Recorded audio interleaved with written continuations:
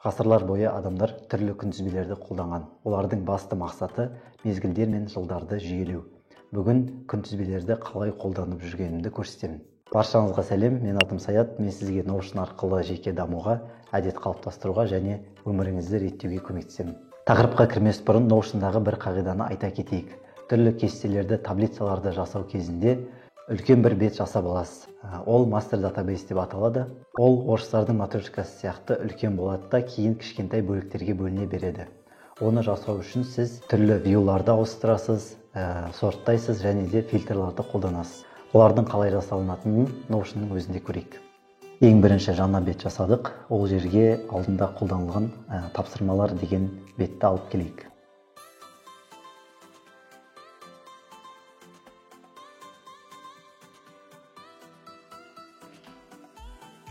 Бұл бетке дубликация жасаймыз.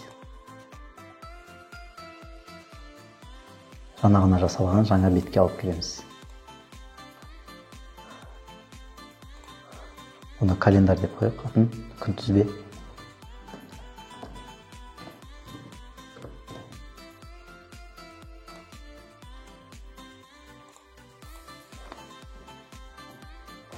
Тапсырмалардың күнтізбесі.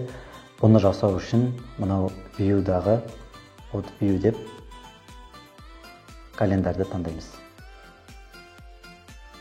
Көріп тұрғанымыздай таза календар. Бұл жерге бір тапсырмаларды қою үшін мына жерге плюсты бассақ болады, немесе мына тапсырмалардың негізгі view'ына өтіп, мынау датаны deadline деп ауыстырайық.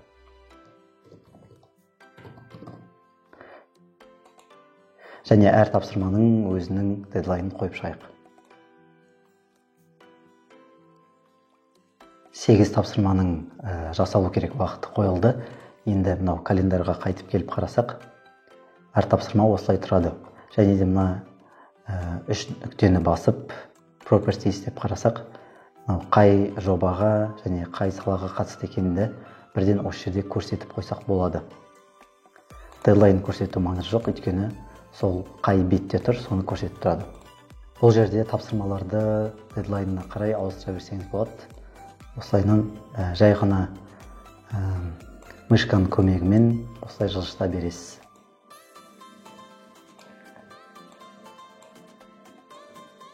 Және де Notion'дағы календардың бір ерекшелігі, бұл жерде тек қана ай бойынша көре аласыз.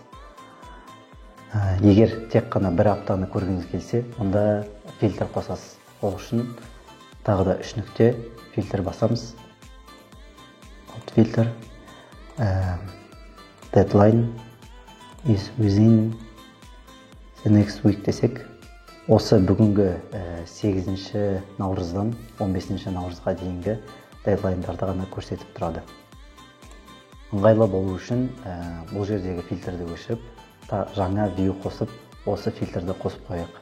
Ол үшін view, тағы да календар дейміз, create, тағы да properties'қа барып, қай жобаға байланысты екенін қосып қояйық.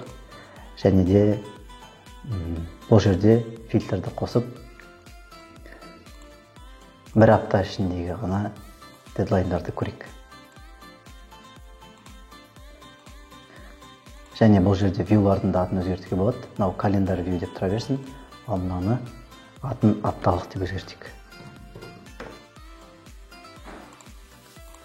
Сонда сіз осы календарға кірген кезде календарды көру арқылы бүкіл дедлайндарды көресіз, ал апталық view'ға кіру сізге тек қана бір апта ішіндегі тапсырмаларды көрсетеді. Негізі календар деген өте динамикалық түрде қолданған ыңғайлы. Мысалға, бір айға план қойып тастап, оны жасап отыру өте қиынға соғады. Егер бір тапсырманы жасалмай қалса, бүкіл тапсырмаларыңызға әсер етіп кетуі мүмкін.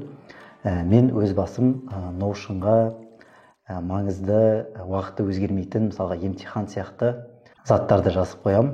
Ал күнделікті, күнімді, мысалға немесе аптамды жоспарлау үшін Google календрді қолданам. Ол үшін мысалға әр күннің басында немесе аптаның басында Google календарға кірем.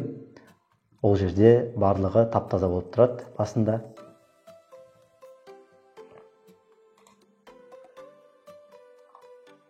Мысалға, мынау келесі аптадағы менің сабақтарымның тізімі, және де осы жерге кіріп, мысалға, бүгін не істейтінімді осылай блоктармен жазып қойсам болады.